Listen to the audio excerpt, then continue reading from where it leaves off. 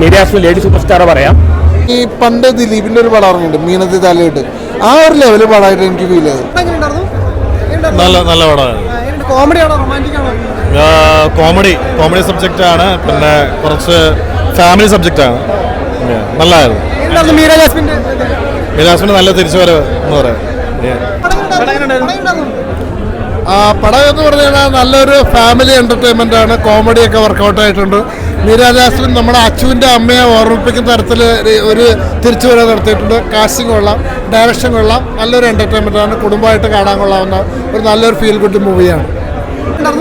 പടം സൂപ്പറാണ്, നല്ല മൂവിയാണ്. ഒരു ഫാമിലി എന്റർടൈൻമെന്റ് കോമഡി മൂവിയാണ്.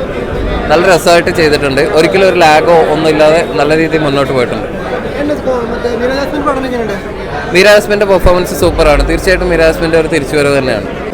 പടം ഒരു കോമഡി എന്റർടൈനർ ആണ്. അതായത് ത്രൂ ഔട്ട് നമുക്ക് കോമഡി നല്ല രസമായിട്ട് ചെയ്തിട്ടുണ്ട്. പിന്നെ അശ്വിനൊക്കെ നല്ല രീതിയിൽ കോമഡി ചെയ്തിട്ടുണ്ട്.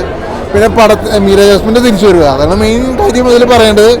മീരാ ജാസ്മിൻ പഴയ പോലെ തന്നെ നല്ല രസമായിട്ട് ചെയ്തിട്ടുണ്ട്. പിന്നെ എടുത്തു പറയുകയാണെങ്കിൽ പടം വെച്ച് നോക്കുകയാണെങ്കിൽ പണ്ട് ദിലീപിന്റെ ഒരു പടം ഇറങ്ങിയിട്ടുണ്ട് മീനത്തി തലയിട്ട്, ആ ഒരു ലെവല് പടമായിട്ട് എനിക്ക് ഫീൽ ചെയ്തത്. അതിനേക്കാളും കോമഡി നല്ല രീതിയിൽ വരുന്നുണ്ട്. എന്തായാലും പടം നല്ലൊരു പടമാണ്.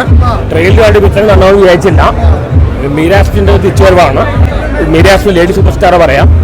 എല്ലാവരും എല്ലാം അഭിനയിച്ചിട്ടുണ്ട്. കോമഡി സെന്റിമെന്റ്സ് എല്ലാം ഉണ്ട്. പ്രണയത്തിന് പ്രായ ഒരു പ്രശ്നമല്ല എന്നൊക്കെ ഒരു മെസ്സേജാണ് കൊടുക്കുന്നത്.